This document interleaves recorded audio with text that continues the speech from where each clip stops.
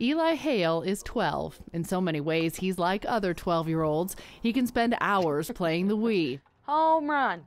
He loves Star Wars. And he's got a crush on Miley Cyrus. That's his girlfriend. But at 12, Eli has faced what few others have at any age: 2 heart transplants, the first when he was just a few days old. When that moment came when they, started wheeling the bed down the hall, I just kind of felt my body just kind of go limp. I had to hang onto the rail in the hallway just to hold myself up, because you don't know. You don't know if it'll be the last time that you see your child. There was another transplant last April when Eli was 11. It's kind of scary when you're actually, no, it's scary when they say you're going into surgery, and it's kind of scary when you're when the doctor gives you a clipboard and it says, what kind of risk you're taking and stuff. It's kind of scary.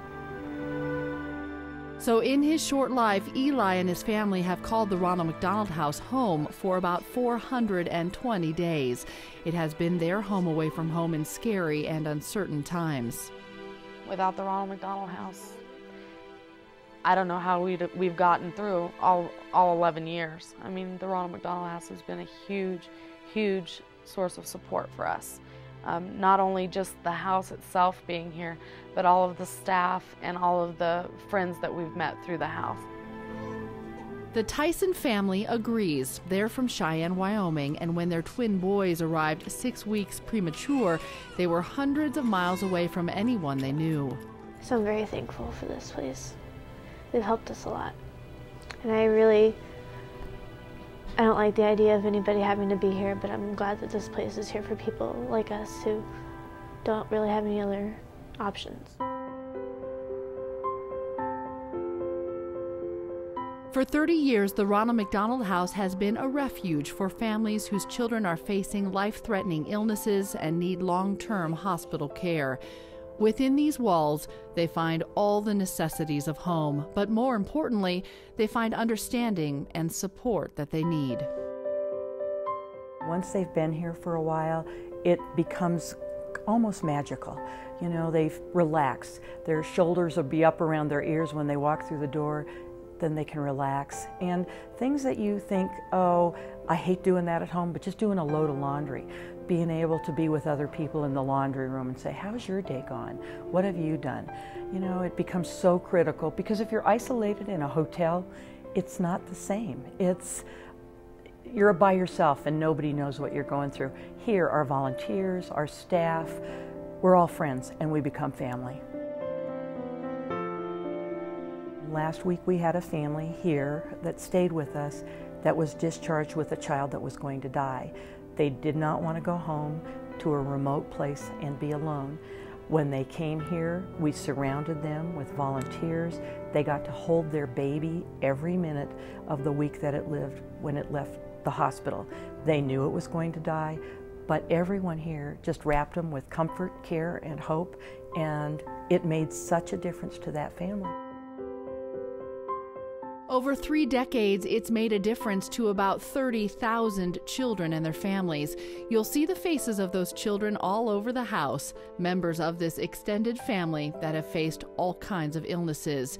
Each has been touched by this place and the people in it, including 300 volunteers giving their time and love. We are so incredibly blessed. But can always need more and use more for people that can come in and do, anything for us. So whether it's, doing the window shades, helping us clean, helping us provide meals for our families, giving us money to keep the lights on, that is what keeps us open.